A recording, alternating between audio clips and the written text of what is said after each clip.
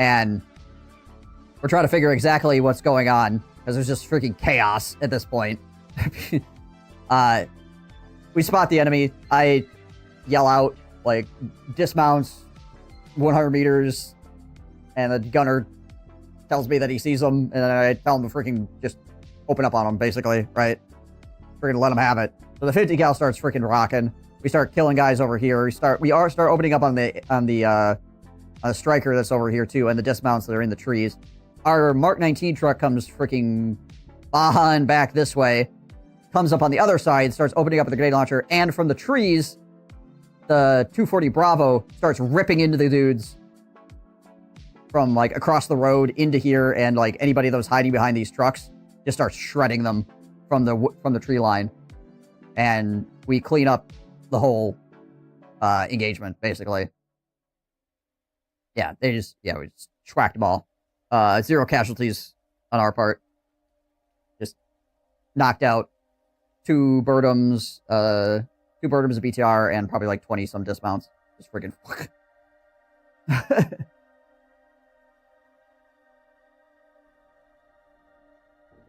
do you lose the exercise? Well, the exercise is like a really, really, really long thing, right? There's lots of engagements. Yeah, so the entire exercise is essentially like a Kobayashi Maru. The intent is that you will lose at the end. You can do the best you can, right? And you'll be rated on that, but you will get overrun at the end.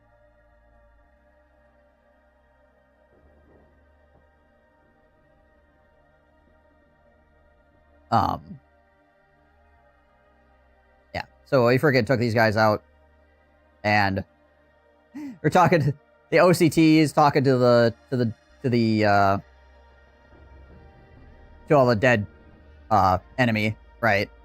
And talking to us and telling us like what happened, you know, just kind of give us like a, okay, they're all dead, all right, or, you know, sort of thing, right? So, like I said, these guys were preparing to attack the infantry. They were not expecting, they did not know at all that we were here, hiding in the trees, or that that we were back here, going to come up behind them. So they were just completely caught with their pants down.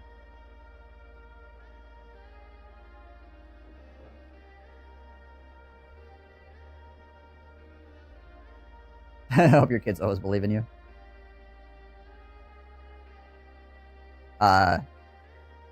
And the enemy was a good sport about it. Like, they weren't angry or anything. They were like, man, that was crazy. we were not ready for that. Yeah. But they also were like, where in the heck was that 240 Bravo shooting us from? Like, they couldn't figure out where the 240 Bravo was, the truck that was hiding in the trees. Even with it shooting at them and killing them, they couldn't figure out where the hell it was, because it was so well camouflaged. Yeah, it was during daytime, like middle of the day. Like, with all the chaos of everything else shooting, noise-wise, they couldn't, like, pinpoint it by sound, right? And they couldn't see it in the trees. So, yeah, they were like, where is it? And we're like, it's over here. And they're like, oh my gosh, that is freaking wild.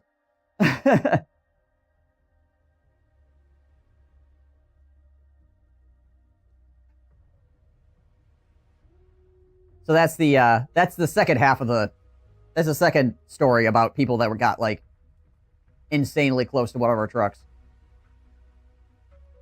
In both cases, we killed the enemy and didn't lose anybody, so I'll take it. Again, like I said. So here's your overrun attack for you. We basically did an overrun attack with the Mark 19, just freaking whizzing down the road, freaking killing all these guys, like driving by and then like swinging back around.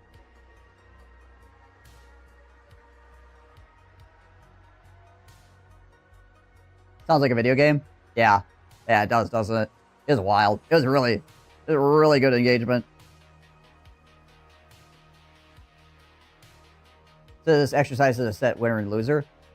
So basically, you're rated, or every single unit that's involved in the exercise there's like spreadsheets upon spreadsheets upon spreadsheets of like individual things that you're rated on between 1 and 4.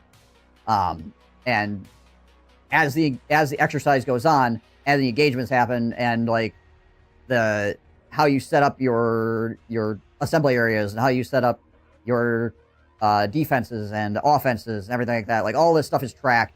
How your units communicate, how people are moving and shooting together, all that stuff is tracked.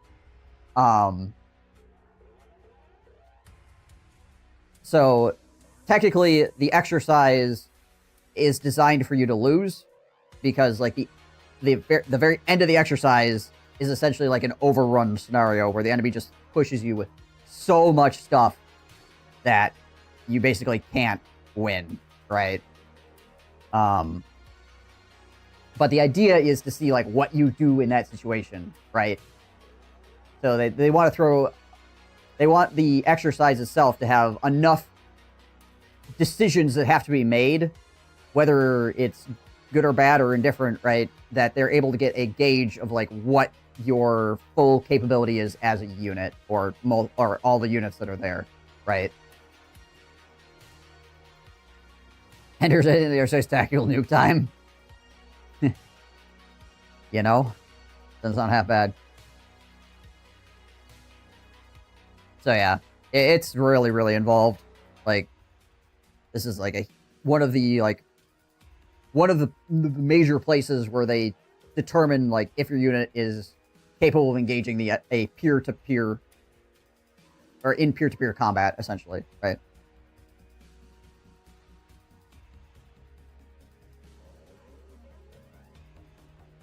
Orbital on top of 100 orbital.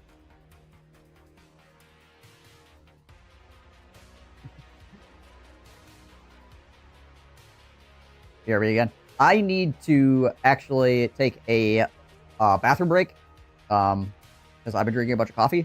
So I will be right back with more stories. I have a lot of stuff to talk about still. So I hope you guys are enjoying this so far. If not, well, probably other people streaming. But in any case, I'm enjoying talking to you guys. So I hope you guys are enjoying it as well. But I will be back shortly. Thank you guys for watching. Appreciate y'all.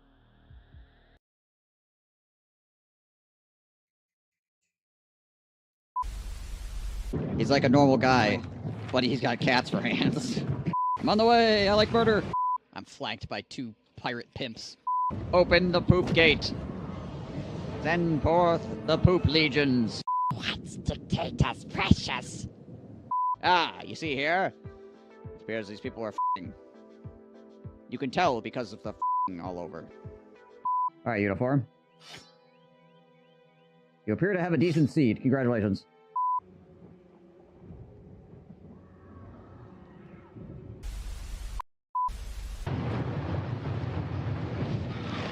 Alright. Home invader time.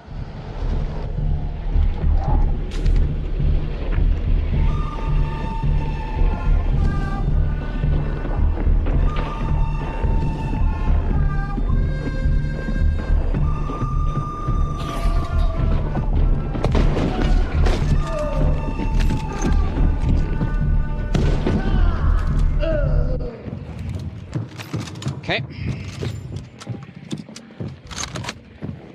A few moments later.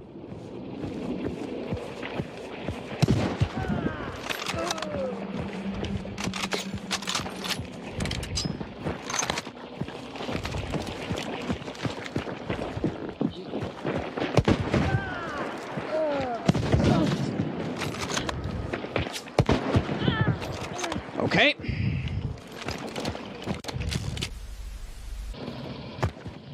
Oh my gosh, what? I'm necromancing Zach. Right.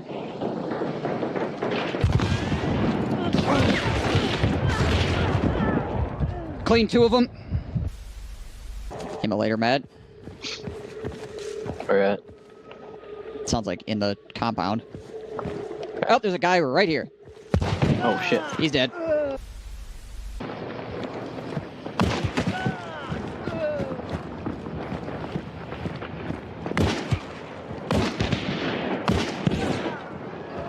That's the guy with the shotgun. Three Don't push shots in on. left.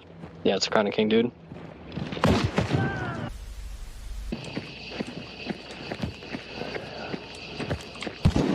Killed one. Nice shot. Just heard one milling. Okay. Make sure you're not trying to fight one. with that weapon. Nice shot. Brent, switch to your primary. Yeah, I'm on it. I'm freaking lit as hell. Another one down. Hit the Asian lady. Another one down. She's down. They're all dead.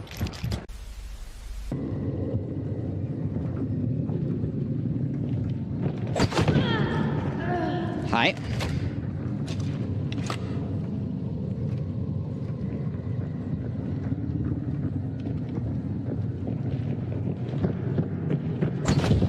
Hi.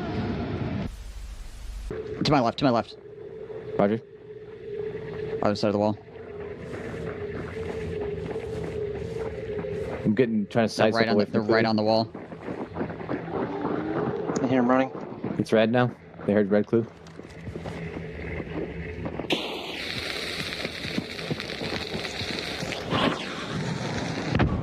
Got one. Got another one. Nice. I'm pushing your other side. One healing mid wall. Dead. Got all three. Nice. One went to the right of the wall. Killed one. Yeah, sure. Hello.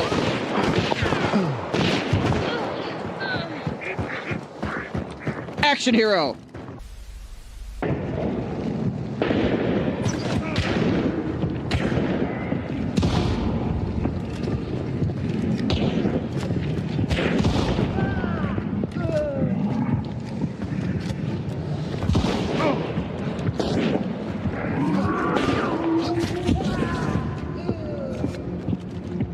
High feet.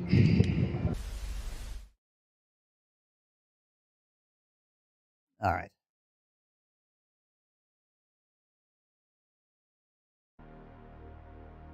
I have returned.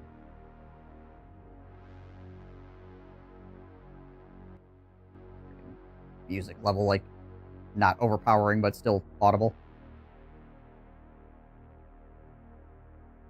The death noise in Hunt is weird. The death noise in Hunt cannot be mistaken for anything else in Hunt, which I think is the point, essentially. It is weird, but you're not going to mistake that noise for anything else. So you know when somebody dies.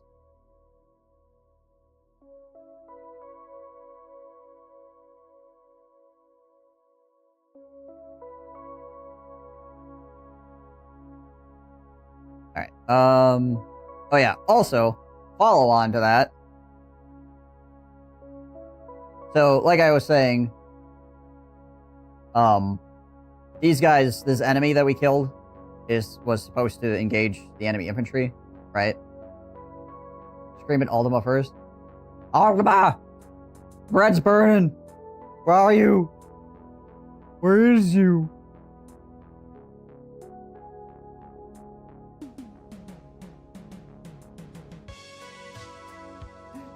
You tried a random dude the other day, the first thing you did was accidentally drop a 500 kilogram on him or just take on a charger. Rip.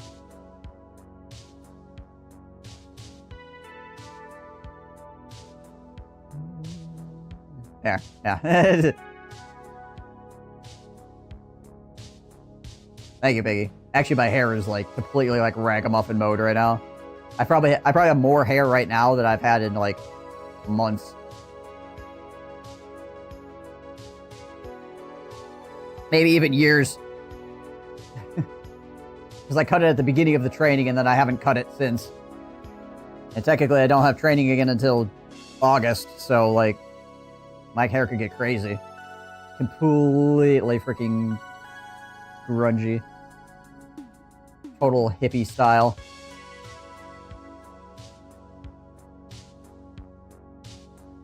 Alright. Also, how's it going, Piggy?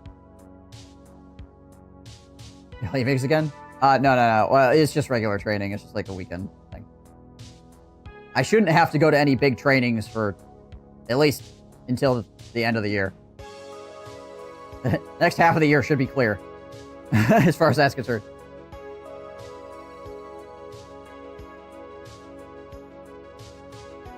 I will be going to PAX West around Labor Day. But that's for fun, so, you know. I likely will not be streaming either in that time, unless I can figure out how to do it, like, efficiently. Maybe I could stream from the hall or whatever. The frick are we doing? Oh. Adding Commander Ultima. To just be yelling about the bread burning.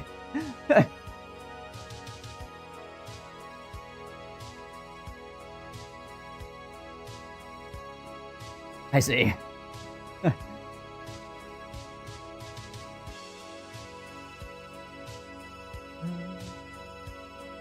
I'll leave it up to Hyper. If you want to do it, go ahead, Hyper. I'm not going to tell you no. But if you don't care, also, I'm not going to force you to do it.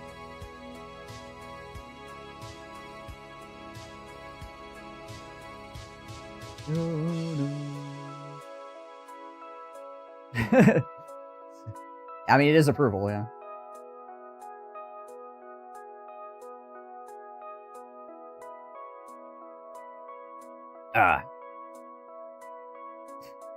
Plain filthy Ocelot Budstar.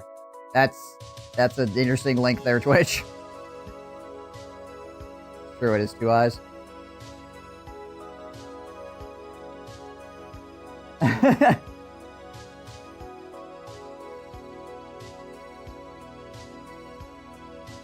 Alright, like I was saying, these guys were supposed to engage the infantry over here, right? But we killed them.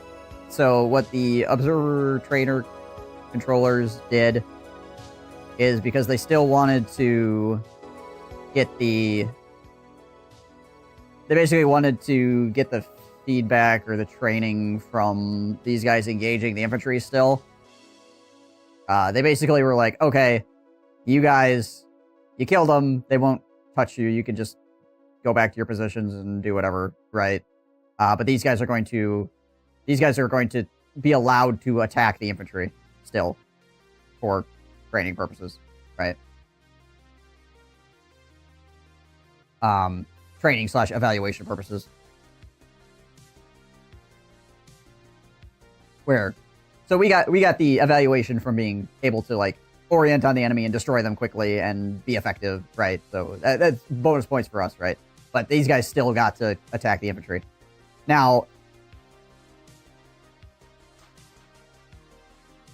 well, I mean, they probably heard all the shooting going on over here, so they probably had some idea something was happening. Is it really that time again? It seems as if you was it like this was just quiet? arrived. This is definitely a number. That is indeed a number. That is a big number. That is not a small number. Freaking Kaiju with the 83 months. 83. Thank you, Kaiju. Good to see you, man. Hope you're doing well. Hope your weekend's going well.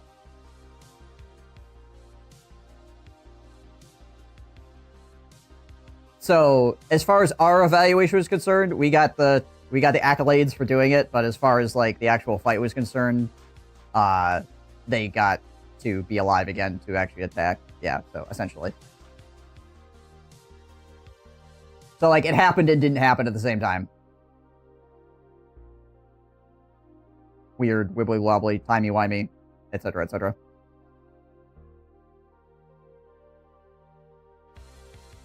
If they had to pretend it didn't happen. I'm not exactly sure how that worked for them. They might have been told by the observer controllers what was happening, basically. Because the observer controllers would do that kind of stuff occasionally, where they're not just gonna, they aren't out to get you, right? They're just the referees.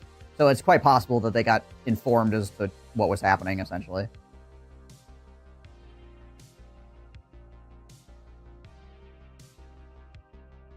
Brother is playing All-Star Football Tournament. They have been playing at the Pro Football Hall of Fame fields. Oh, I remember you mentioning something like that. That's freaking awesome.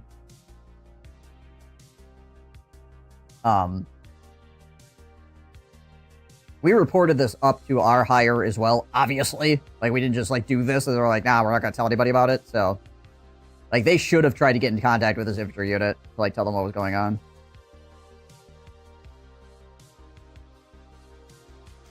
While we were fighting.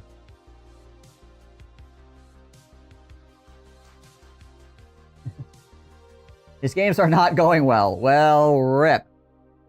He's doing well, but his team is not. Well, at least he's doing well. It's unfortunate that his team is not playing particularly great, but, like, something we said about trying your all despite things being rough. Oh. Wow. Yeah, that's not good.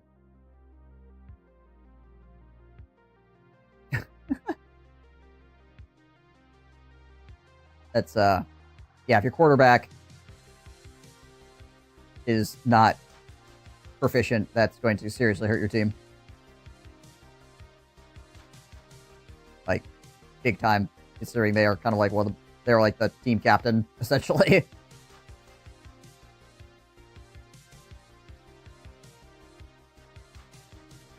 Fighting running back is really just him and the fullback, but doing all the work. Ah, gotcha.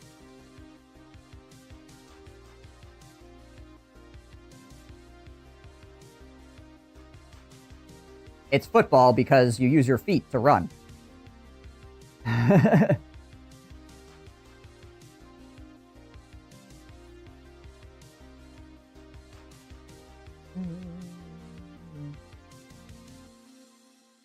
So handball is also football?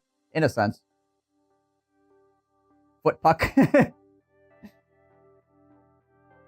I mean, you could call it that if you wanted to. They don't, but you could, I suppose.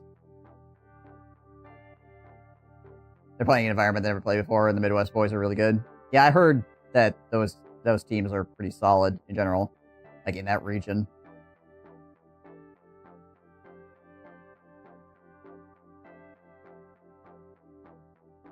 Zero, I had to save a bird for the concept of glass, and then my mom wanted to clean the kitchen with no warning. Jeez Louise.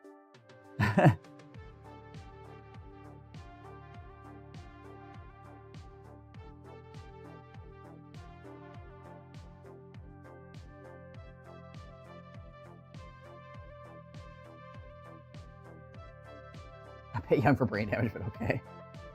I mean, how hard can a 10-year-old hit another 10-year-old, right? I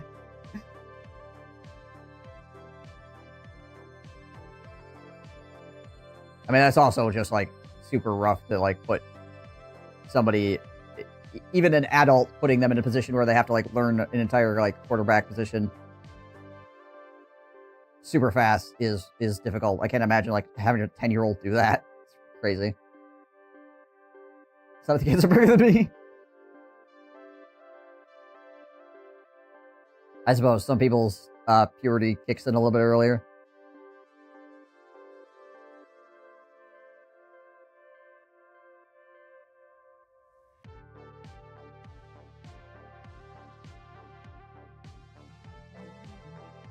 I mean, usually, like, teenagers is what you see for, like, kids being, like, super big, is because, you know, puberty, but I suppose some 10-year-olds.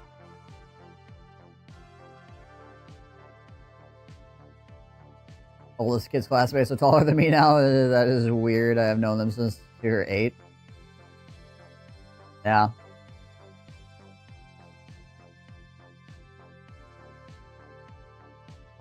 You're under 22, you're a kid to me. I mean, it's pretty, like, it's crazy. Once you, like, get into your 30s, you start looking at, like, people that are around 20 years old. People do look, like, really young. Like, when you're in your 20s, like, you didn't really think about it, but when you get in your 30s, you're like, wow. Nothing against people that are in their 20s, obviously. It's just, it's much more noticeable than you would think. I'm turning 15 this year. Ah, okay, yeah.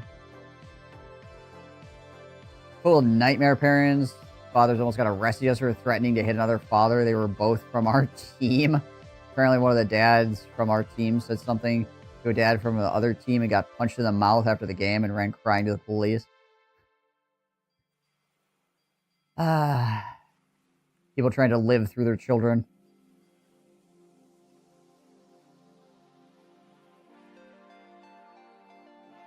Can't take everything personally all the time.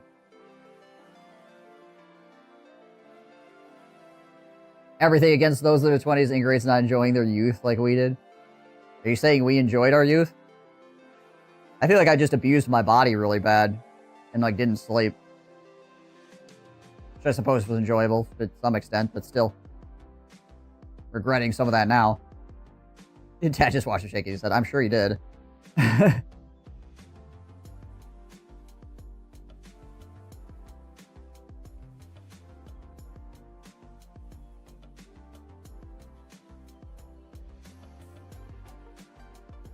Too much working on socializing. Yeah, that was a big deal. That's one of the reasons why I didn't sleep. Is because I tried to do both to a certain extent. Which then means you get like 3 hours of sleep a night, right? And then work heavy machinery and try not to freaking lose your hand in some hydraulic press somewhere. Punch the other one in the mouth. Brother's having a good time, though. A lot of the other kids are mad at each other, insulting each other. Well, I'm glad your brother's having a good time. I mean, from your side of the... From your standpoint, at least. Like, you and your family, like, your brother enjoying his time there is probably is the point, right? So, whatever everybody else is doing, so long as it doesn't directly affect you. Stupid, but still. I don't get why everyone is so mad. Why you have to be mad? It's just a game.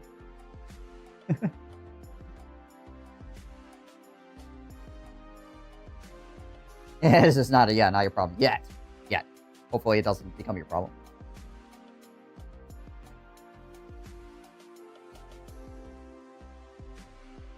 They take it way too seriously. It was bad for a while. They're banned from playing during recess.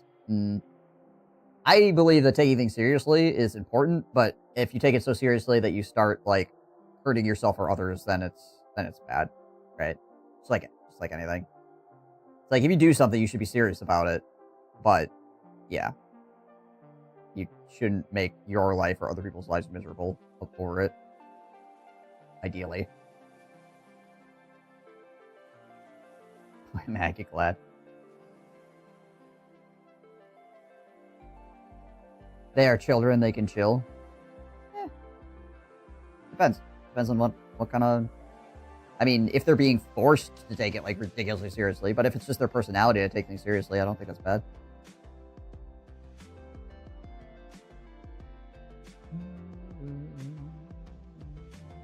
Again, unless they're hurting somebody else or themselves with it.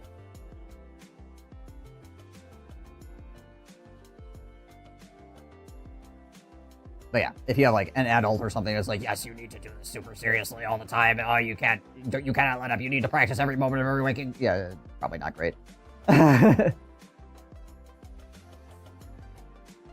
All the boys in her class except one is playing the local team.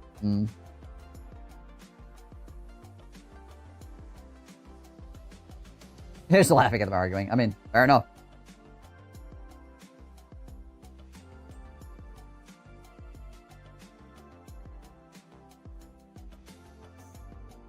Yeah. The cliques / groups. Obviously a big thing during like any kind of schooling. Or I mean anytime you get involved with a big group. Anytime you get like a group that's larger than like 10 people or something. Maybe even less than that. They're friendly across the groups. Oh, that's good.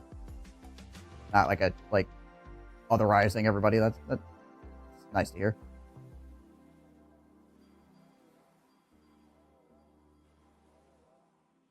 Right.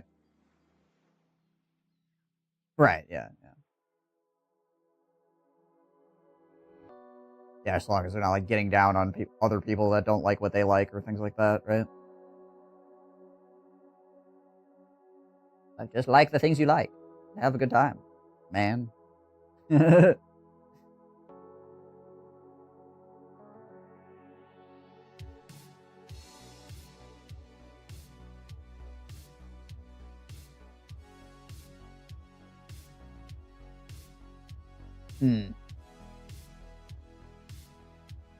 Yeah. There's usually that time period where everybody gets really, you know, hormonal.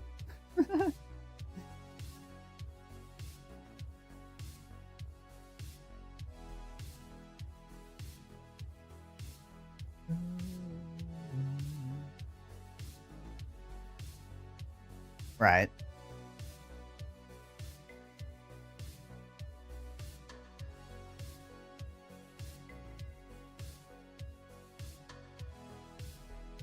Oh, okay. Huh. Interesting. It's better now in 9th grade? Weird. Huh.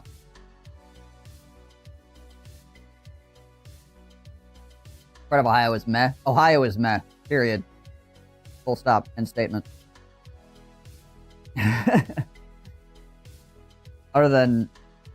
So there's like NFL Hall of Fame Museum, and then there's like the one like theme park or whatever. Otherwise, I don't even, like, Ohio is just one of those states that just kind of is there, you know?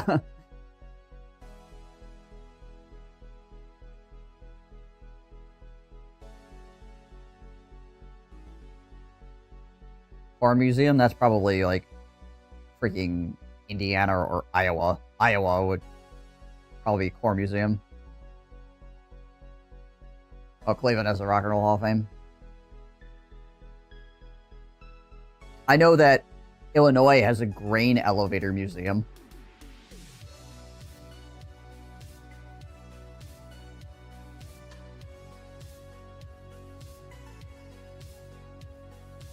Kansas is like nothing land. Tornadoes. That's what Kansas is.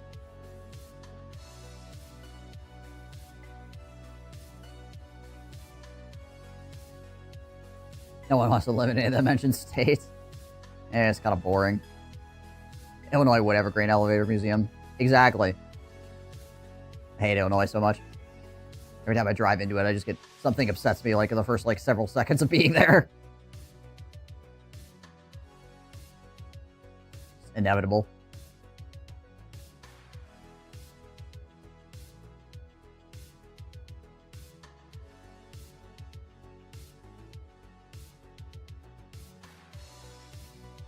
One of the advantages to living in the United States is if you do live in a boring state, you can just go to an interesting state. Not that far away.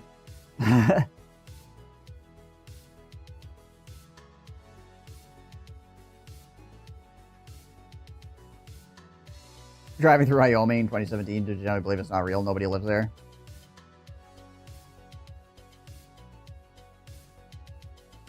Driving through Montana was probably like one of the most time-bending freaking experiences because the state is so absolutely freaking wildly huge. And there's not a lot there. There's a bunch of freaking cattle ranches, basically. It's just like a forever state. Cattle ranches.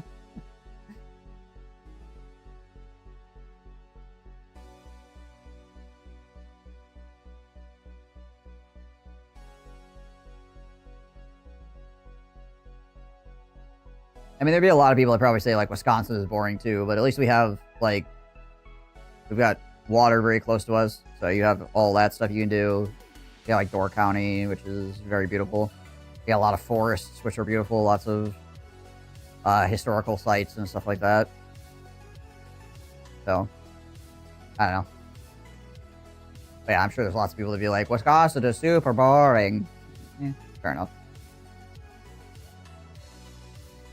At least we have, like, a diversity of terrain and things that are going on.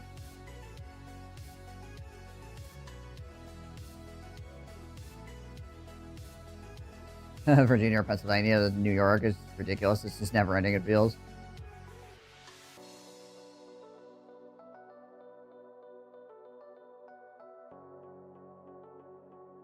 Well, I mean, there's probably, like... Wyoming probably has a whole bunch of, like, tax breaks and stuff like that because they're trying to get people to live there, right? They probably have cheap land like almost assuredly cheap land and probably like all kinds of like freaking breaks, tax breaks and things to like try to get people to come and live in their dang state. Which is probably why the billionaires are there.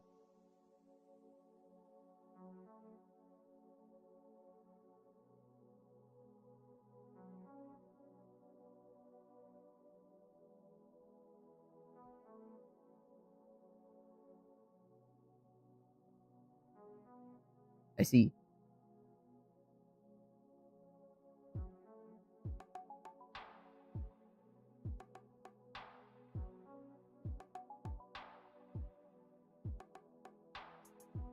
Yeah, if you can give a remote job or something. Definitely not bad.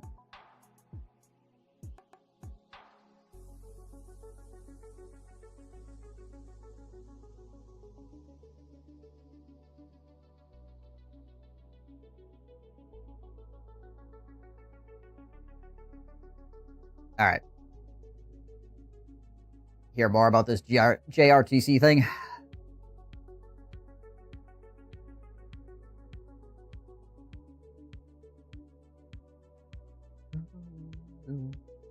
Just try to get hyper to live in Norway. All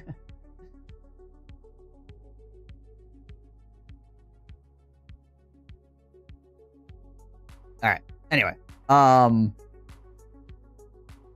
yeah, like I was saying, these guys that we killed go and attack the infantry or whatever. So we're just sitting in the trees listening to that fight happen for however long. Then what happens is the enemy retreats down this road here, but we're told to not engage them or whatever because they are technically we already killed them, right? But what happens is the infantry decide that they are just going to call a fire mission. So they're going to call artillery on this intersection here. Right? Now, if you remember from moments ago, we have dudes here and dudes here overwatching this intersection. So we're here on this intersection. So the infantry cannot see this intersection. They have nobody watching this. So this would be unobserved rounds.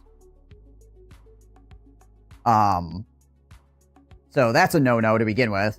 Like, there's very few times where you want to like shoot artillery and not be able to see the rounds landing, because if you don't see the rounds landing, if you miss slightly, you can't adjust the rounds, nor can you get a battle damage assessment because you don't know what you destroyed or what you possibly disrupted or whatever, right? So like calling rounds in without an observer is a big no-no in most cases, unless you're doing like counter battery or something, right? And they should know we're here. Like our command has like given all our positions to all the units that are near us, right? Like they should know we're here. It should not be a problem. But I don't know who called that fire mission. But in any case, they called a fire mission because the enemy was retreating this way, and they're like, we are so smart, we will call a fire mission on this intersection, and we will kill them with unobserved rounds. You have no idea this could possibly work. Right? So in any case, Mr. Fire Marker Man comes driving down the road on his ATV, right? And our guys are like, what the hell? What's going on? And he starts throwing artillery sims all over the freaking place. So our guys go, poop. Oh no. And like have to pull out of their battle positions, right? Freaking unass the area like super quick because, if this is really you guys hear the call for fire support, no, it could be on a different net. So like the infantry net was different from our net.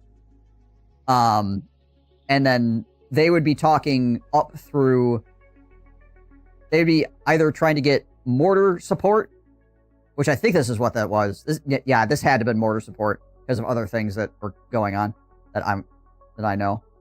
Hold on a second. Okay, yeah, that's fine. So yeah, this is probably like 120 millimeter mortars. But yeah, so they would call up their mortars which would be on a different net from us, so we wouldn't hear that.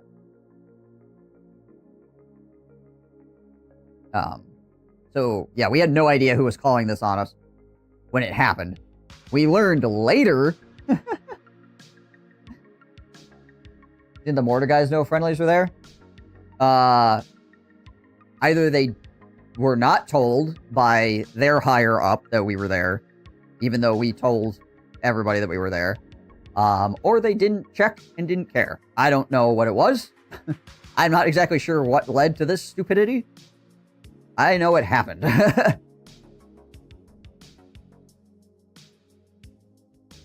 So basically, they didn't deconflict the area.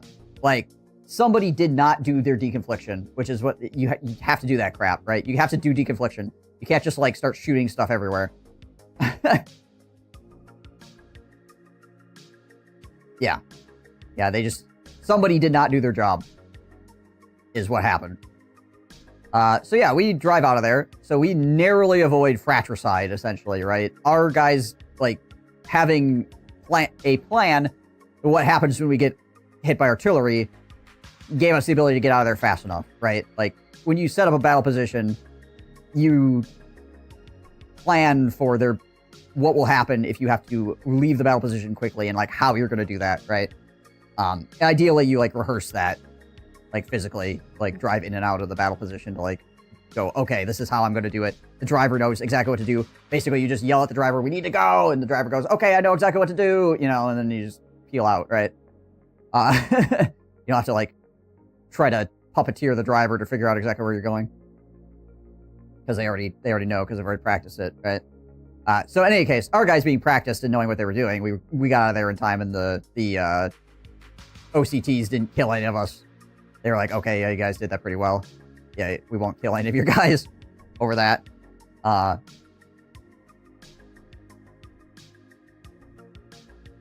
You could gun it straight through the forest if you wanted to. It's just very difficult.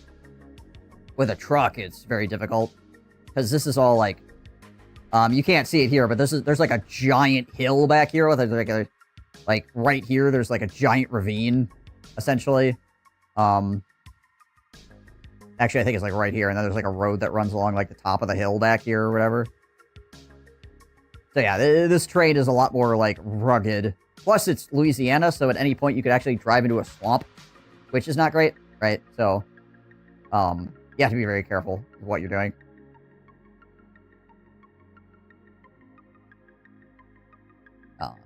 But yes, technically you can do whatever you want. It's just at your own risk, right? So a lot of time, like, infantry and stuff will just walk right through the trees, right? Because they don't have to worry about getting their freaking truck stuck.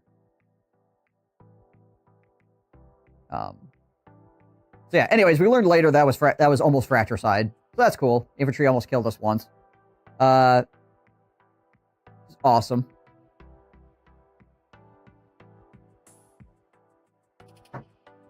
Now, the next day, after this firefight over here, so this firefight happens, and then this firefight at night happens, or this firefight happens, then we get artilleried, and then by friendlies. So once we find out that it's friendlies, we're able to, like, retake the same battle positions because it wasn't the enemy calling artillery on us, so they still don't know where we are, so we were able to retake the same positions. We didn't have to, like, set up different positions.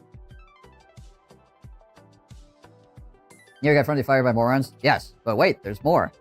So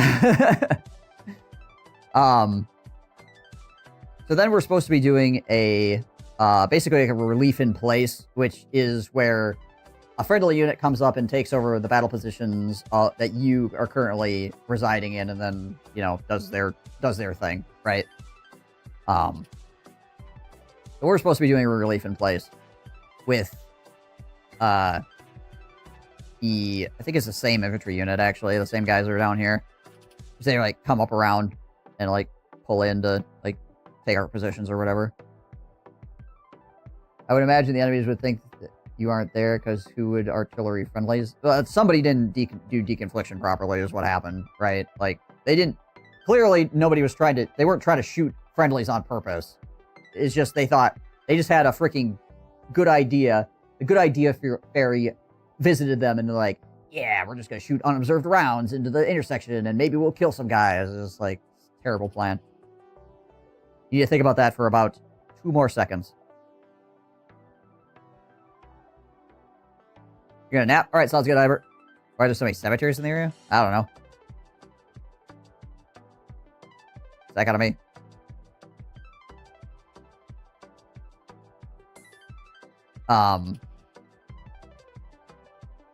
Is it gonna be a taco was the answer? I don't remember the exact question, but taco was the answer. There's a cemetery up there. There's one in the box too. I'm not exactly sure where it's located, but there's one like in here somewhere too. It's just probably not big enough. There's one down here too. One over there. Yeah. Oh yeah, there's one over there too. I don't know. Lots of people dying in Louisiana.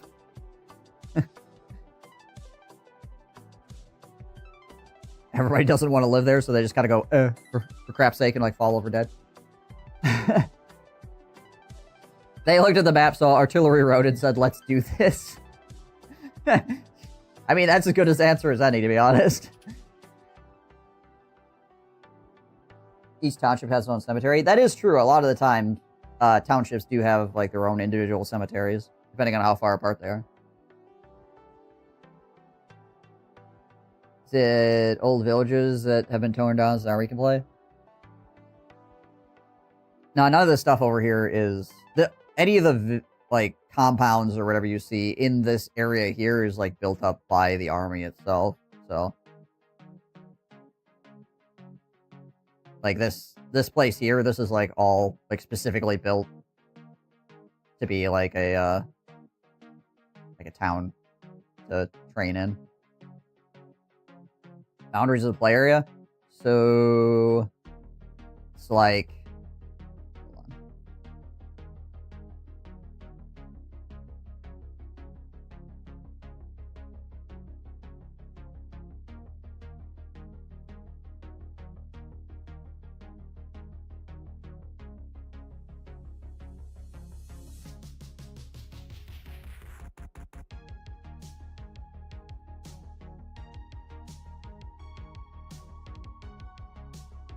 I think it's like roughly like that.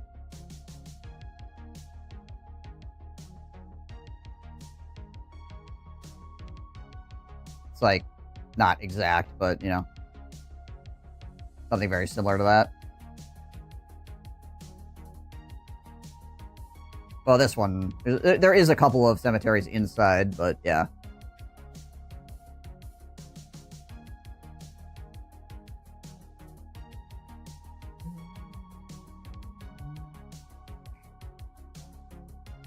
Okay, so yeah, anyways, we're supposed to do a relief in place the next day with the infantry. And so they come up, and before this happens, again, like, our commander gives over all the information, gives, like, our frequencies so that we can get in radio contact, gives our positions, gives, like, all the reconnaissance information that's required, all that good stuff, right? So that when the enemy, or when the friendly comes in and replaces us, like, they know what they need to know for those spots, right? And we'll do, like, a leaders link up as well with their leaders when they get there and give over any more information or specific information that needs to be handed over as well, right? So, so they're coming on down. We do... Somebody didn't reserve obstacle training? What is this?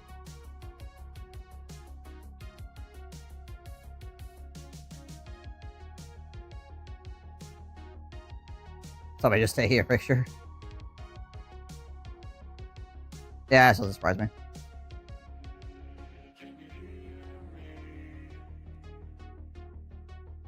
These tents are all so incredibly close together, geez Louise. This is a really old picture, you can tell by the uniform. I don't know what that guy's doing, but it's a generator. Yeah, this is definitely some like backline unit or whatever. Whoever the heck that is. 2015. Okay.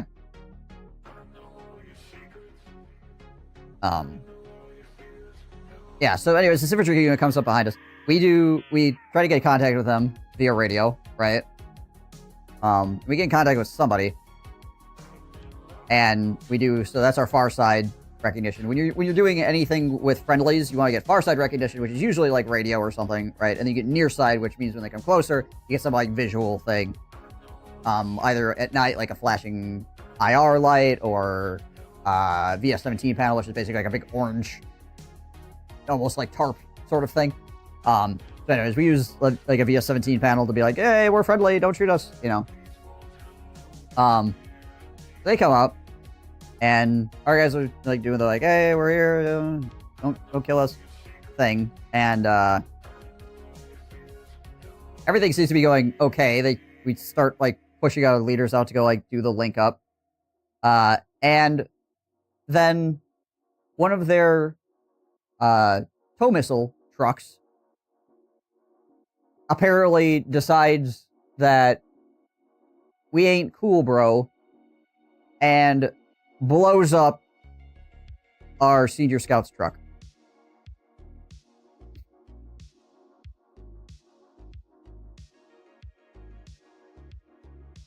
Tow missile.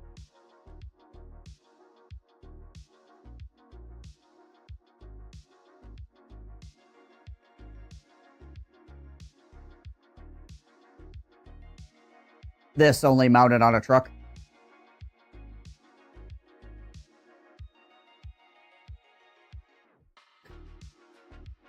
So, yeah. So anyways, they just straight up kill one of our trucks, and they kill 2 of our guys and wound the last guy. So I don't know what the heck was going on there.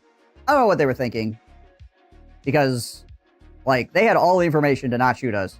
And plus, we had been sitting there for a couple minutes and, like, you know, like, being like, hey, we're here, hey. Like, I don't know what enemies, like, walk out of their like, battle position, like, hey, we're over here, hey. And then you're like, oh my gosh, those are bad guys, I better freaking shoot them.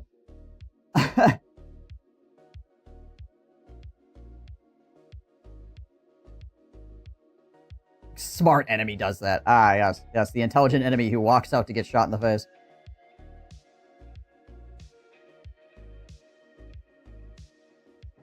Yeah, this was not good for them. So we got almost fratricided, and then we got actually fratricided by the infantry. Which was dope. So yeah. We're also supposed to be, like, leaving the area at this point, right? So we're trying to, like, get all packed up and freaking leave. And now we got a truck blown up. We got freaking 2 dead guys and a wounded guy. And because this is JRTC is like a full simulation, you know, kind of training event, right? So if somebody dies, then you have to evacuate them to the proper place. And then the people have to take the dead people, and like the mortuary guys and stuff get involved. They have to actually do the paperwork that they would on you if you're dead, right? And then to get you back alive again, the people that would be requesting soldiers have to do their paperwork and all that stuff. You can't come back to life again until everybody does the paperwork to actually like make you be like a new soldier back in the fight, right? And we had to evacuate the wounded guy, managed to get him to the hospital, the field hospital in time. He had, according to the OCTs, he had about 10 minutes left, or he would have been considered KIA as well. Cause of paperwork accident gets sent out to relatives. I have no idea. It's probably controlled really well.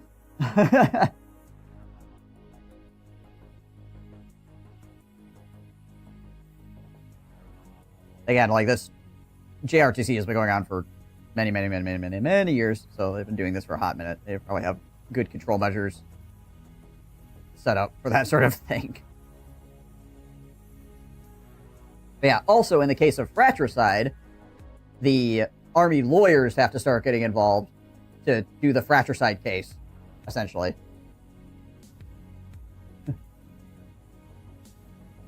At least 9 years. Yeah, it's definitely longer than that. So, yeah. So it's not actually a fratricide case, right? But they have to do all of the things that they would do if it actually was fratricide, right?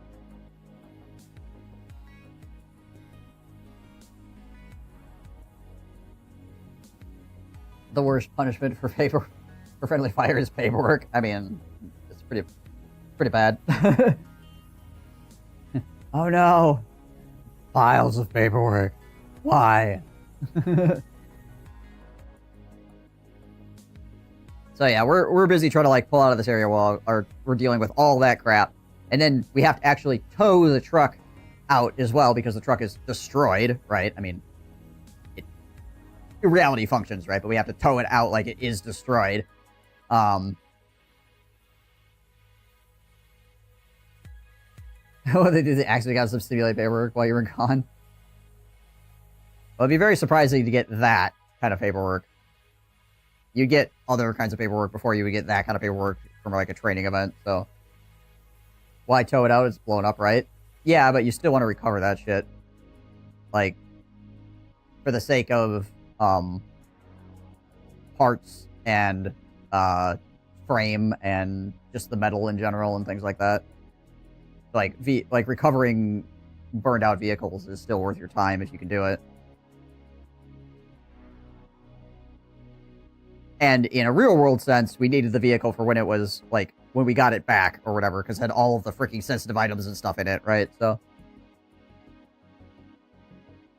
for training purposes, if you can actually, like, recover the vehicle in any sense, it's still good. There's still, like, benefits to that. In a real world sense, you want to retain the vehicle because it's got all your shit on it and on it.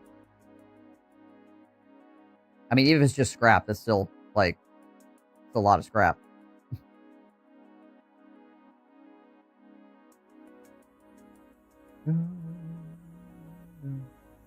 Yeah, there's both training reasons and real world reasons why you would want to pull it out of there. You put a neutral and tow it or simulate it, bug to have it parked or something. So what the trainers were doing is the first time for this truck, we actually, like, pull it out with straps, got it on the road, attached a tow bar to it, put it in neutral, and actually, like, you know, did the real towing. After we proved that we could do that, what they did every other time is they were like, okay, the dead guy will drive the truck behind the actual truck. You know, and then we'll just, like, simulate you hooking it up.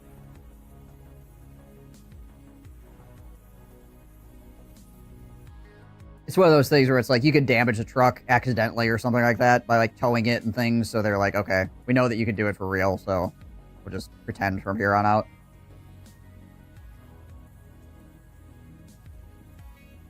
Well, comms gear and stuff like that too, which is something that happened a bunch. Is like people got their freaking trucks broken into, and we had to keep changing, like, our radios and stuff like that because, you know, you'd lose a radio to the enemy, and then they'd start freaking dicking with you, and then they'd be able to listen in on your comms and stuff. So, yeah, I had to, like, freaking bounce around radio, like, date and time and stuff like that to try to, like, stop that from happening.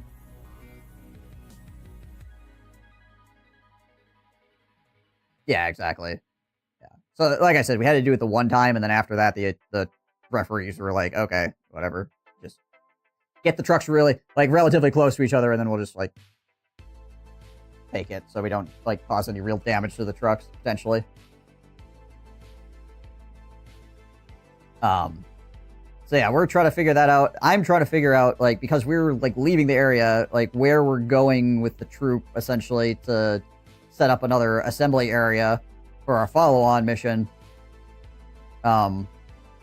We end up setting up, I end up finding us a spot, like, in here, basically. Actually, no, wait, it's here. It's over here in these trees. That's where we end up setting up. Yeah, it's, like, right there. So I remember this. I remember this road doing this weird thing here. Yeah, we end up, setting up, like, back in this area to get ready for what we're doing next, essentially.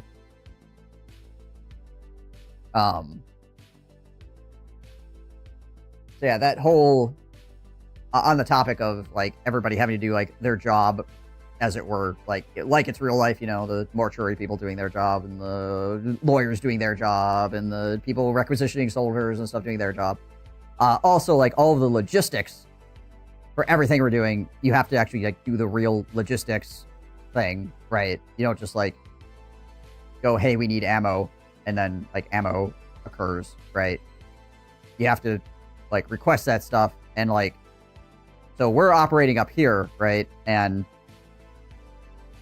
like the main area, like stuff is coming in, is going to be coming like from way back here, and then it has to be like pushed up to another point closer, and then distributed. So like the whole logistics train is like freaking huge, right? And then also like in any time when you're moving around out here, like you could be running into enemy in certain areas, right? So you have to be like keeping track of like where the enemy is, and like where they're where the enemy has potentially like broken through lines or stuff like that, or doing like special forces crap, you know, behind your lines, because all that stuff could happen too. It definitely was happening. So like at the beginning of this training, we were incredibly low on food, incredibly low on fuel, and incredibly low on ammo. Like,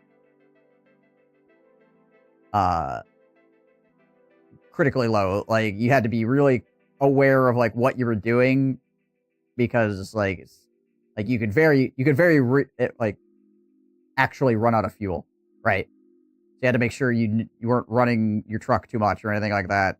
And you had to make sure you were rationing properly, because we weren't getting enough food.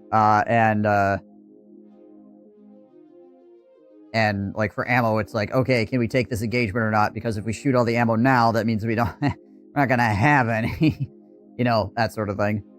So like you had to be like very aware of all that stuff, because the logistics guys were struggling, is the best way I could put it. They were unprepared to have to do their job, it felt like. And we were the people that got to help them train by suffering on the end of the logistics train. Essentially. So that part was fun as well. Having to deal with like real world logistics and, you know, people not being good at it.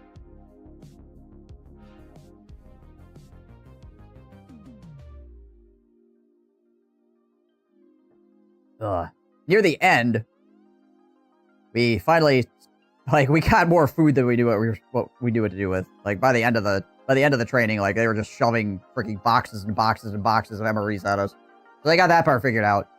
Fuel was still a little bit of a problem, and ammo was mostly figured out by the very end, but like fuel was a constant problem. Water also was a bit of an issue. But some of that had to do with the fact that one of the big water trucks broke down, so they were having trouble like actually distributing it. Hey, Cedar Pavos, how's it going? Yeah, they're having trouble actually like distributing some of the water, because of one of the big water trucks was not actually working. Fort Johnson, which used to be Fort Polk. I think it still says Fort Polk on it over here on the map, but it's technically Fort Johnson now.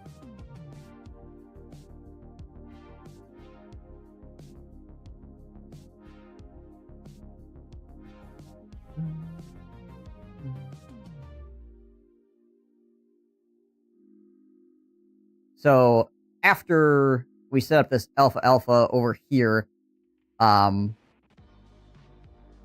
were hoping that we were going to get to stay here at least overnight, so that we could like reconstitute a little bit, because we had like just been pulled off the screen. We were hoping to like reset just slightly, like food, water, bullets, planning, all that stuff, right? But we got freaking sent out from Squadron that they wanted us to, at night, so like in a few hours sort of thing, go from over here all the way up here, down here, down here, here to here to here, here to here. So they were like, okay, in a few hours we need you to do this, which is like more than a 10-kilometer movement at night with nobody doing a reconnaissance beforehand, known enemy in the area at certain points during this travel. So we had no idea like what the potential obstacles on the road were. We had no idea what the composition, disposition of the enemy was. Didn't even necessarily know if we could make it here. We had so there's no planning phases whatsoever. This is just go do this, which is awesome. But we're taking the whole freaking troop, right? So this is commander, headquarters, everything. It's not just like we're sending a platoon or something, you know. So this is smart. And guess who gets to lead that whole parade? If you answered me, you are correct. So we get a couple hours to reconstitute slightly, try to figure out what the best plan of action is to actually get there, right? Sounds interesting. I mean, it definitely was interesting. Is it a good idea? No. Was it interesting? I mean, yeah. Right in the city around the forest. The thing is we were going to get here, right? But that's not the way military planning works. Right? Or it's not the way it's supposed to work. Sometimes you just gotta take what you're given, right? But pretty much this entire exercise, we were given, no time for any planning whatsoever. It's basically do this now. Which is not the way you're supposed to do things. I think the entire time we got one operations order. Otherwise, it was just fragmentation orders. Because it was legitimately myself, the platoon sergeant, and the lieutenant, on the hood of the freaking Humvee, being okay, we got I don't know, 30 minutes to figure this out, you know.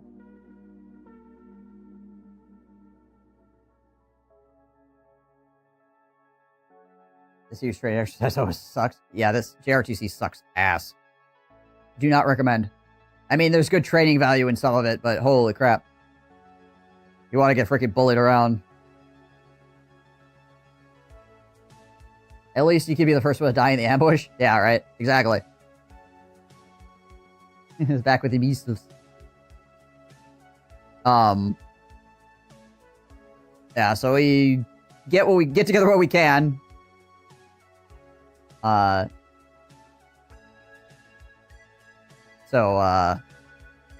NTC or whatever.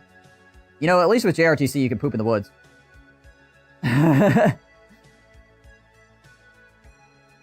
NTC, you have to, carry freaking bags around with you or whatever, right?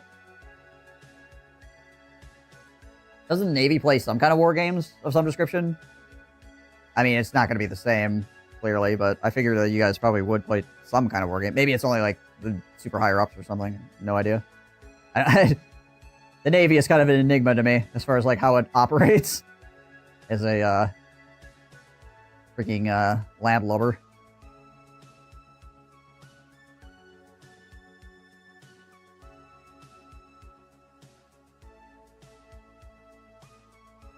So yeah, the way military planning is supposed to work is the 1/3, 2/3 rule is you're supposed to have the 1/3 time for your planning and training, and then you have the 2/3 time for practicing and making sure everything is going properly. We weren't getting a 1/3, we weren't getting a 2/3. We were getting like a, you just do it, essentially, like most of the time, which is not good.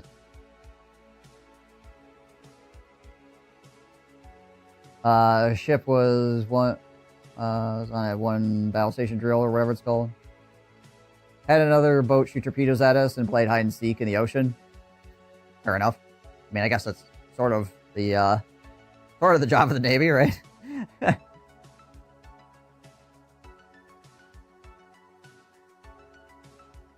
Ocean hide and seek. I mean, we play hide and seek on the land, so what can you say? I'm not here to judge.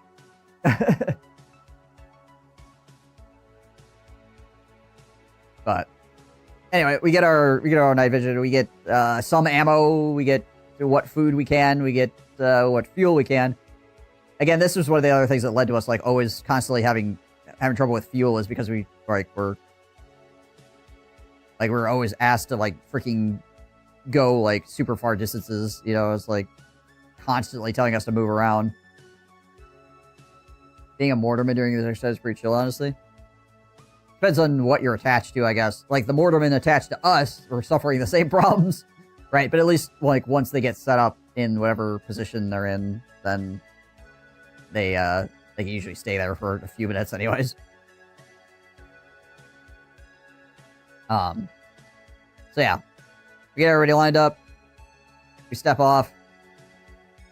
Taking it slow. This whole drive here, that we take up and around Artillery Road, this goes pretty smoothly. No contact. It's still a really long distance, so we're not going particularly fast because we got the whole freaking troop behind us, and it's nighttime, so we're literally obviously just running off night vision for this whole route. And like I said, we don't know where the enemy is exactly because we didn't have enough time to, get that information or send out recon beforehand to like at least take a look at the route and see what the heck's going on. So we head down here. This goes fairly smoothly. Get down through here. This is pretty scary because we're kind of out in the wide ass open coming through this area. But we don't get any contact directly through this area here. Now, coming down this road, there's a bunch of concertina wire that has been pulled mostly off of the road. It's not actually blocking the road. It's like on half of the road, like on this side, basically. So I'm coming down this way, and I call up. We got concertina wire. It's on the it would have been the right-hand side of the road because I'm going south. If you move to the left-hand side of the road a bit, you should be okay passing the concertina wire. Right, all right. So we're scooching on by. We get the convoy around the corner here. Start heading up this way. Into here. And we hear that a truck back here has run over the concertina wire. They now have concertina wire wrapped all around the axle of the truck. In the middle of the night. So, we've got a convoy that's spanned from here, all around the corner, to back here, that now has to stop. Because this truck got freaking stuck in the concertina wire. I'm not really sure how that happened. Everybody else made it by fine, and I told people how to avoid it, but apparently somebody decided to get crazy. It was like, alright, we're gonna hit that shit.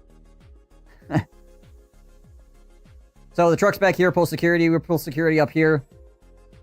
Try to make sure nothing freaking crazy's going on. People get out of the truck, we get freaking bolt cutters and stuff and start trying to, like, rip the truck back here does. I'm over here, because I'm in the lead. They start cutting that off there. And while that's happening, some freaking enemy comes freaking behind through with 50 cal pickup trucks, basically. Come freaking screaming down this road. So these guys back here have to engage that. There was also at some point some freaking dudes on four-wheelers as well. Dicking around over here. So this engagement happens here. We're over here. I mean, the whole convoy's all, like, jacked up all through this area, so we can't, like, maneuver, really, right? So it's the middle of the night in a freaking corridor. Can't really maneuver. Freaking enemy messing with our dudes back here. So this part of the convoy is we're looking, like, we're trying to figure out, like, if we can move forward or whatever. We can continue or try to, like, pull around. This road here, the reason we didn't take this road is there's obstacles on this road already. Like, this is blocked off, so, like, you can't, like, peel around this way and, like, come up to, like, help or whatever, right? We have to turn everybody around in this woods. So we're trying to figure out, like, how we can, like, spread out and potentially, you know, like, get turned around and stuff like that. They do break the truck free of the concertina wire. Though, during the engagement, the commander's truck and his 2 wingmen, like, take off. And so the truck with that's stuck at the concertina wire and his 2 wingmen are, like, back here. So they get, both of them, when they come south, they miss the turn to get back with the rest of the convoy. So they were like, so we got the commander's truck and 2 trucks, and the concertina truck and 2 trucks, like, just in the wild somewhere. I'm not even sure where they're at. In any case, we get told that, all right, well, this has gone freaking, you know, tits up. Let's get to, at least we'll get the main convoy with the headquarters element and the mortars and everybody like that. We'll get them to where we're going, which is over here, right? So we're, like, really close to where we're going. And then we'll figure out, like, how to get these guys back, right? So one of these guys ends up engaging some of the enemy special forces at one point. I'm not even sure where that happens. I just know that it happens. We drive up into here, and guess what? This whole area that we've been told to go is full of infantry unit. Whole area. Just infantry unit everywhere. So there's no place for us to be here. Like, there's just no space. And the infantry unit doesn't want to talk to us. Like, they're just like, nope, you can't have our space. You can't do anything here. So we got told to drive more than 10 clicks from here to here. Getting freaking ambushed in the freaking woods. And we get to this infantry unit and they're like, nah, fuck off. Which is awesome.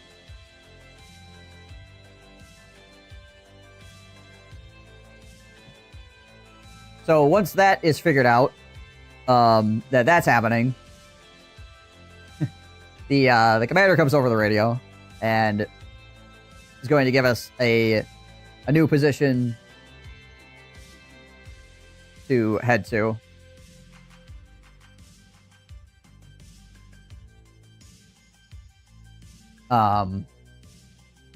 It's just like oh crap, well, okay, here's a location that is a known location. Let's get to that, right? So we're all going to meet up at the CTCP, which is the command or a combat trans command post. It's basically like a logistics hub for the troop. Like,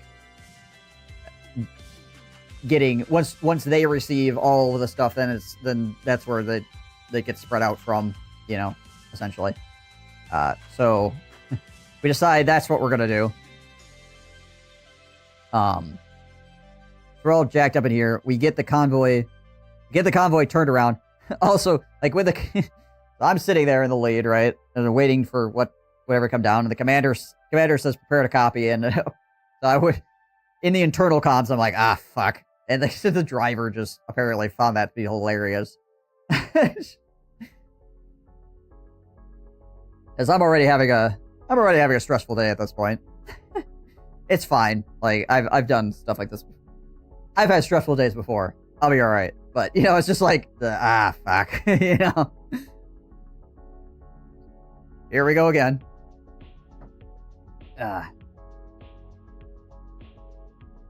So we get the whole convoy turned around, right? And we're coming back this way because the where we're trying to get to is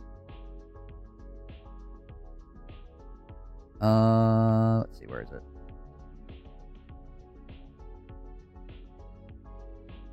We are trying to get to over here-ish, roughly. over here in the woods. Yeah, it's like in this area, basically. So we get the whole convoy turned around. We're moving back this way. We're going down the road. We're going down the road. We're going down the road. We start to turn back down this way to get onto this road to head south so we can get to where we're going. And the enemies put concertina wire all over the road behind us.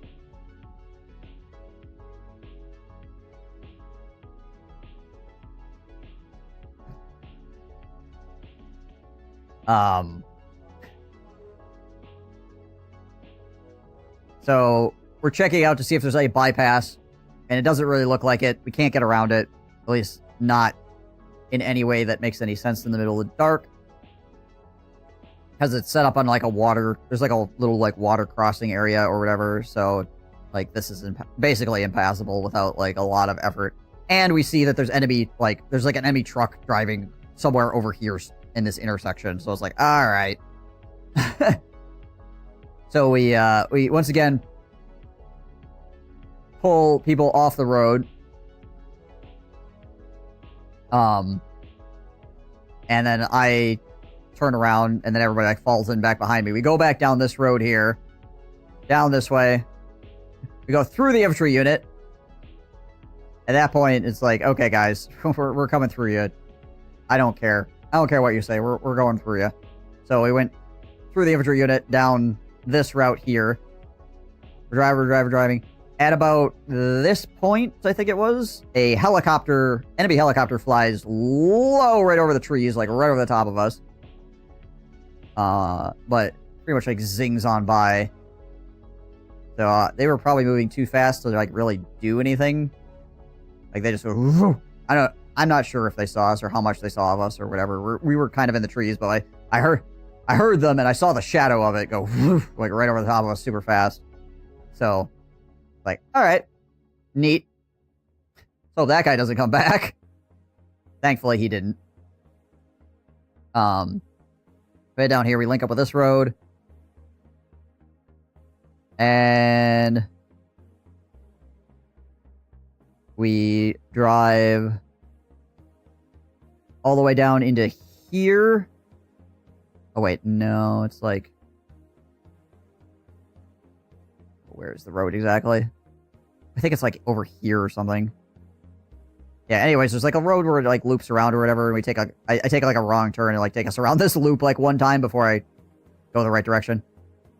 There was like a turn that came up slightly faster than I was expecting it to, but thankfully it wasn't that big of an issue because we just did like a small loop and then like came back around. So yeah, well, that wasn't a big deal. Then we finally get up and into the location we're supposed to be. And so that takes us until like, it's like 2:30 in the morning, something like that. So it's like 2:30 in the morning. We get there, and then we have to get out all the trucks like pulling security, and we have to get all of our freaking combat trans, everything like that, all freaking in there, our command element, our headquarters, all that good stuff, all the mortars. So we get all that done, and then we get told that we need to be ready to move at 07:30 the next day. So at most, we're gonna get like 2 hours of sleep. At most, the very absolute most, because in the morning we gotta get up and get resupplied and everything like that, so we can actually like complete a mission and not run out of food and fuel and ammo, right? So, but we made it. We got everybody set up, and nobody technically died. These guys that got separated found their own way back to there as well. So, despite us getting all separated, everything like that, these guys, I think they went down this road. Like, they shot down this road, but they went a little bit too far, so they came back and then, like, looped back around in, or whatever. So, yeah. Is this, like, a test per unit? So, the way this works is you have, like, brigade level, which is, like, way the heck up here, as far as, like, command is concerned. They are given their operations orders and stuff like that, right? And then it's their job to disseminate what needs to happen down to the rest of the units. And the rest of the unit, and then the units, the squadrons take what they need from the operations order and from the briefing, and then they disseminate that to the troops. So the troops take that and what they need, and that gets disseminated down to the platoons. The platoons then like make their plans for like what happens, right? So what happened here is not like this specific thing is not something that's going to be like every single time this training happens, this specific thing happens, right? This is just a possibility given what the orders are, essentially, right? Like what the overall intent for the battle space is, right? So like this whole entire specific thing happened because of a lot of things like water falling down from the top, right? Essentially, down to eventually it hitting us and us having to make the best of the situation, right?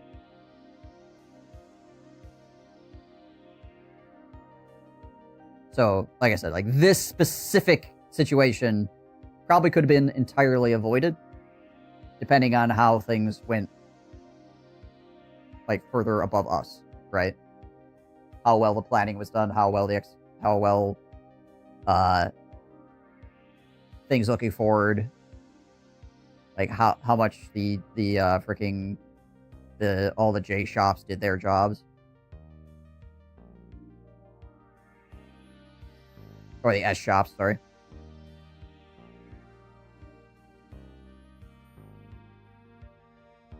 But yeah.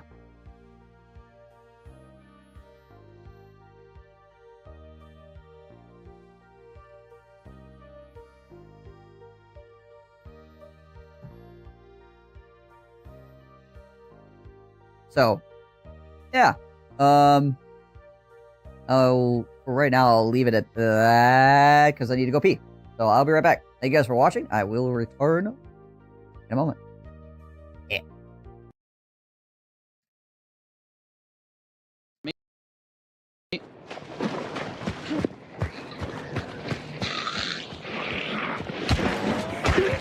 I'm moving.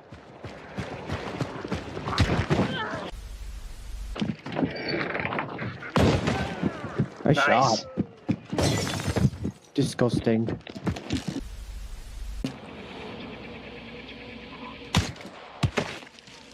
Someone just died? I just killed her with a silenced pistol from over here. Oh, wow.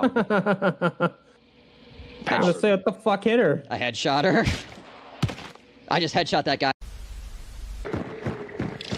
He's right on me. He flashbanged me.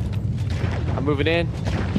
I killed him through Good, the you got him. Nice. flashbang! Good, good, is that gray? Yeah, it's gray. Yep. Dog's coming at you. Yep.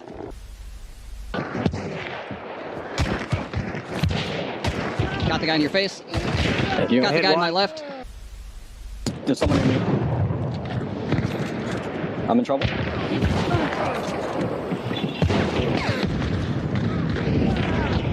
Behind you. God damn it.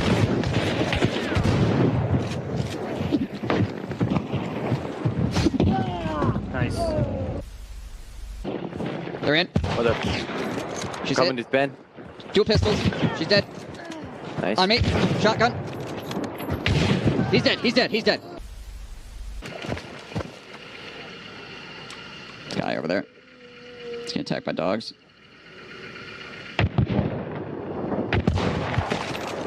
Headshot him.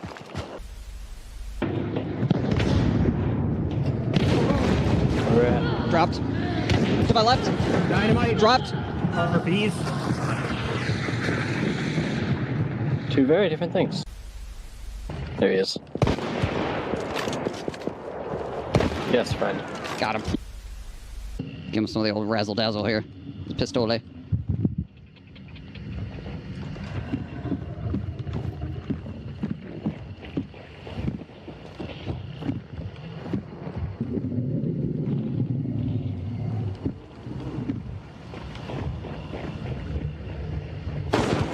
Bye.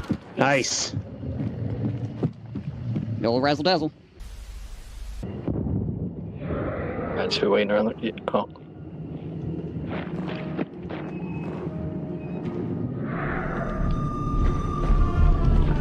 Yeah, I told you she never went down.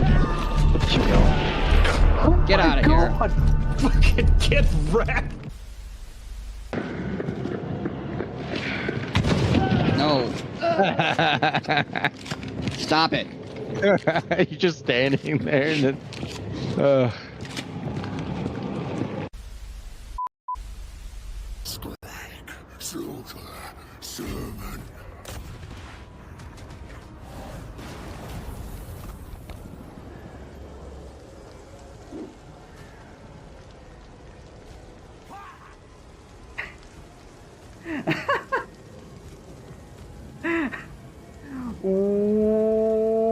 Wow.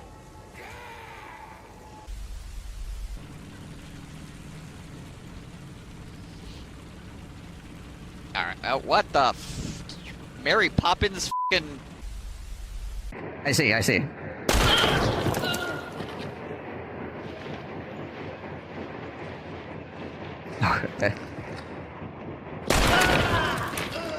Well, this is interesting.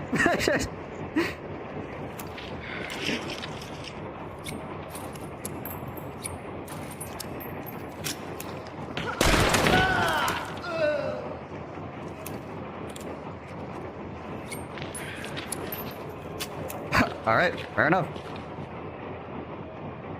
Sounds good.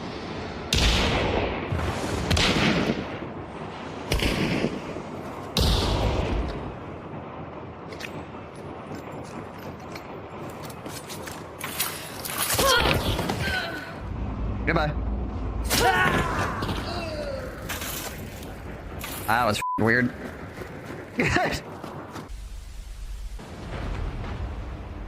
I forgot my nuke. Have you seen it? Oh, there it is. Found it. It was there. Dragons. What about them?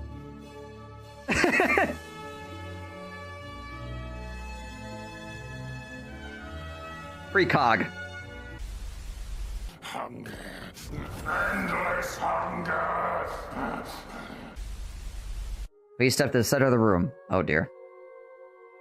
This is so foolish. I'm about to get my freaking asshole blasted by this freaking temple. I could feel it.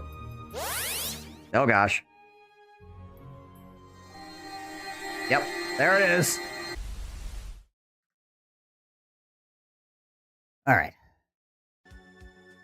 I am back once again.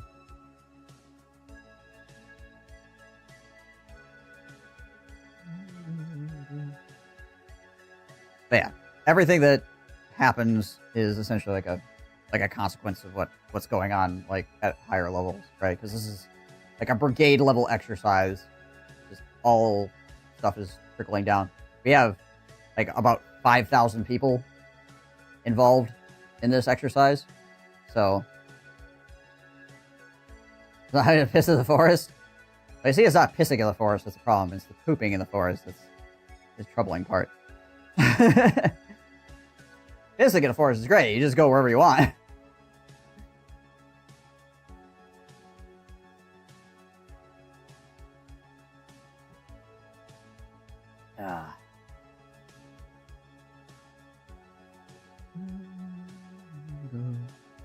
Alright, so after that, so yeah, we got mission starts at 7:30, and we are going to send out,